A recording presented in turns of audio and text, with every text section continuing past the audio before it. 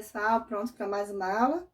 Então vem comigo, hoje nós vamos falar sobre o reino das plantas. Nós vamos falar as características gerais de todas as plantas e mais para frente a gente vai ver os vários tipos de plantas que existem. Então, para a gente começar a falar das plantas, a gente vai dizer o seguinte, que elas são organismos autotróficos. Acredito que todo mundo já tenha ouvido falar essa palavra, e isso é fundamental para a gente saber quem vai estar na base da cadeia alimentar. Então, as plantas, por serem autotróficas, elas produzem o seu próprio alimento, ou seja, elas não dependem de outros seres vivos para poder se alimentar, assim como nós, né? Nós precisamos comer plantas, inclusive, comemos animais, e com isso nós não produzimos, então, o nosso próprio alimento. Já as plantas, não. As plantas, o que elas fazem? Elas realizam a fotossíntese e nesse processo de fotossíntese, o que elas fazem? Elas retiram a água e os sais minerais brutos do solo, fazem o processo químico que ocorre nas folhas e aí transforma essa água e esses sais minerais em seiva elaborada, que é o quê? Que é a glicose, que é exatamente o combustível, é aquilo que a planta utiliza para se manter viva. Elas também são pluricelulares. O que é isso? São aqueles seres que são compostos de muitas e muitas células. São eucarióticas. Professora, que palavra esquisita. Pois é, mas vocês também já ouviram falar. O que são células eucarióticas? São células que têm um núcleo delimitado por uma outra membrana. Então, as células, elas têm a membrana plasmática, elas têm o citoplasma e tem o quê? Uma membrana nuclear que vai delimitar o núcleo. E o núcleo, ele vai servir para quê? Para guardar o material genético, para que aquele material genético não se perca. Então, as plantas, elas são autotróficas, pluricelulares, eucariontes, ou chamadas de eucarióticas. Então, anota aí. São autotróficas porque elas produzem o seu próprio alimento, são eucarióticas porque ela tem um núcleo delimitado e são multi ou pluricelulares porque elas têm muitas células. Só que as células das plantas, apesar delas serem eucarióticas, assim como as células animais, elas têm algumas diferenças que fazem com que elas justamente sejam colocadas em um outro reino. Por quê? Porque todos os 5 reinos que nós também já ouvimos falar, nós também já aprendemos, eles são assim denominados, por quê? Devido ao tipo de célula que cada indivíduo tem. Então, a primeira informação que nós precisamos saber dos seres vivos para poder classificá-los em algum reino é exatamente a gente conhecer o tipo celular. Então, apesar delas terem algumas características das células eucarióticas animal, elas vão ter as suas características próprias, por isso elas vão ser chamadas de células vegetal. Essas características são o quê? Elas têm a membrana, elas têm o citoplasma, elas têm a carioteca e têm o núcleo. E algumas organelas que as células animais, a célula animal tem. Então, qual vai ser a diferença? O que ela vai ter a mais que as outras não têm? Primeira coisa, a parede celular. Então, a parede celular é uma estrutura localizada externamente à membrana plasmática. Ela é constituída de celulose ou de lignina, que são substâncias que fazem o quê? Elas vão dar rigidez àquela célula. Como a gente sabe que as plantas, né, algumas podem crescer muito, podem ficar muito grandes, elas precisam o quê? Elas precisam ter sustentação. E aí, essa parede celular, ela vai justamente fazer o quê?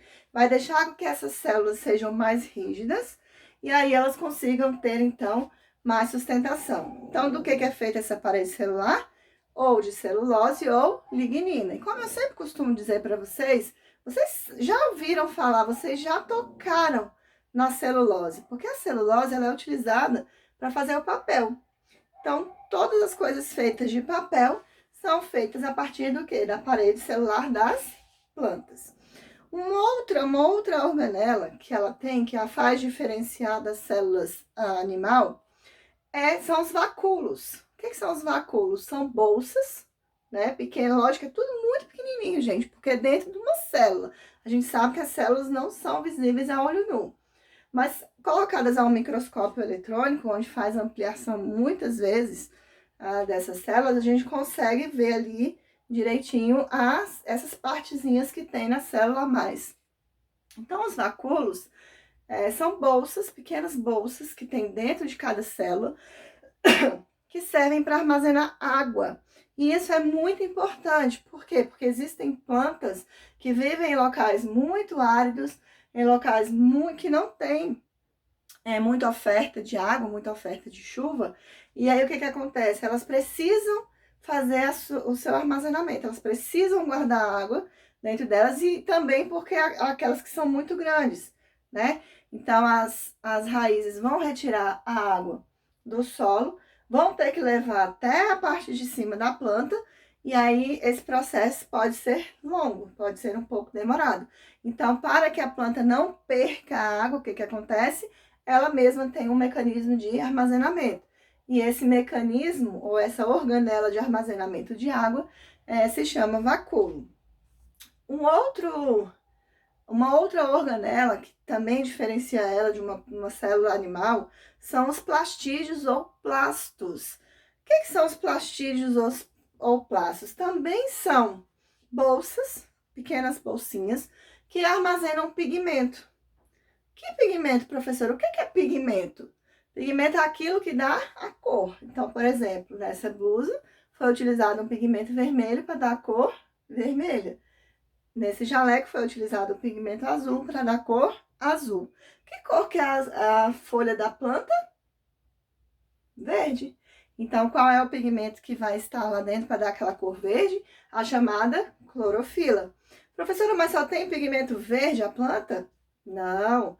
Ela tem os pigmentos também de coloração das flores. Então, as flores, elas têm coloração, elas têm pigmentos que são guardados nesses plastídeos, que são chamados de cromoplastos. Os pigmentos verdes são chamados de cloroplasto. E tem também os pigmentos brancos, que são chamados de leucoplastos. Professora, pigmento branco? Pois é, ela tem principalmente aonde? Nas raízes, onde ela armazena o amido. A batata, quem já comeu batata? Acho que todo mundo, né?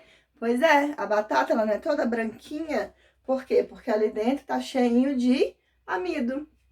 E aí esse amido, ele está guardadinho ali dentro do plasto, que guarda o leucoplasto, entenderam? As folhas, quando vão envelhecendo, elas não vão ficando laranjas. Quem já viu quando tem o outono, né? Às vezes passa no filme o outono, as folhinhas lá caindo no chão. Pois é, aquelas folhas não ficam laranjadas, não ficam meio avermelhadas. O que acontece? Ali também naquela folha tem um cromoplasto com aquela coloração. Quando as folhas estão verdinhas, elas têm o cloroplasto, que são cheios de clorofila, que são verdes. É complicado, né? Mas a gente vai falando mais vezes sobre isso, e aí a gente vai entendendo e vai armazenando na cabecinha. Aí, a gente já sabe que as plantas, elas crescem, né? Apesar de ter plantas pequenininhas, nós vamos ver daqui pra frente, né? As plantas, os musgos, as briófitas, as pteridófitas, as gimnospermas, as angiospermas. Calma, que a gente vai ver tudo isso. Só que as plantas, elas precisam crescer. Tanto elas vão crescer para baixo, na formação das raízes, quanto elas podem crescer para cima, para formarem os grandes arbustos e as grandes árvores que nós conhecemos. Para que ela cresça dessa forma, ela tem células especializadas, assim como todo indivíduo que é pluricelular, ou seja, que é formado por muitas células, vão ter o quê? Os tecidos, que são um conjunto de células específicas, né? Que realizam uma função específica, que vão se unindo para formar os tecidos. Então, as plantas também têm tecidos. E ela tem o tecido de revestimento, ou seja, que vai revestir toda a planta. que a gente vai chamar de epiderme. A gente tem os tecidos de sustentação, que vão deixar o quê? Que vão deixar as plantas rígidas, vão deixar as plantas fortes, para que elas não caiam, né? Que aí é justamente formado por quê? Pela parede celular formada de lignina ou de celulose. Nós vamos ter os tecidos condutores, que vão fazer... Lembra que eu falei que as plantas, elas retiram a água do solo e os sais minerais, e essa água é chamada de seiva bruta, né? E essa seiva bruta, ela tem que ser conduzida pela planta inteira até chegar nas folhas. Para quê? Para as folhas realizarem o processo de fotossíntese e depois transformarem aquela água, aqueles sais minerais, em glicose, que é o alimento da planta, e depois voltar para toda a planta, porque todas as células da planta precisam se alimentar, né? Então, esses tecidos condutores, eles vão fazer o quê? Eles vão levar a água e os sais minerais de baixo para cima, e depois que as folhas fizerem a fotossíntese e transformarem essa seiva bruta em seiva elaborada, elas vão trazer de volta essa seiva elaborada de cima para baixo. Então, o tecido de condução que leva de baixo para cima, a gente chama de xilema. O tecido de condução que traz de cima para baixo, a gente vai chamar de floema. Então, o xilema, ele conduz a seiva bruta de baixo para cima. O floema, ele conduz a seiva elaborada de cima para baixo. Então, quais são os tecidos de condução ou os tecidos condutores? Xilema e floema. E a gente também tem o tecido de crescimento. Então, as células vão se juntar, vão se unindo, para quê? Para crescer. E esse tecido de crescimento também pode ser chamado de tecido meristemático. Então, eles vão formar as raízes para baixo e depois vão formar o caule para cima. E aí, as plantas, elas são importantíssimas para o nosso planeta. Apesar da gente saber hoje que a floresta amazônica não é o pulmão do mundo como era conhecida, né? Por quê? Porque ela produz muito oxigênio, mas ela consome o oxigênio que ela produz durante o dia, ela consome durante a noite. Ainda assim, elas são as maiores produtoras de oxigênio e elas estão na base da cadeia alimentar. Ou seja, se não tiver planta, não tem cadeia alimentar, porque as plantas são alimentadas pelos herbívoros. Os herbívoros são alimentados pelos carnívoros. E nós, seres humanos, somos onívoros. Por quê? Porque nós nos alimentamos tanto de plantas quanto de animais. Então, sem planta, sem vida no planeta Terra. Beleza? E nas próximas aulas nós vamos conhecendo os grupos específicos de plantas que existem no nosso planeta. Tchau!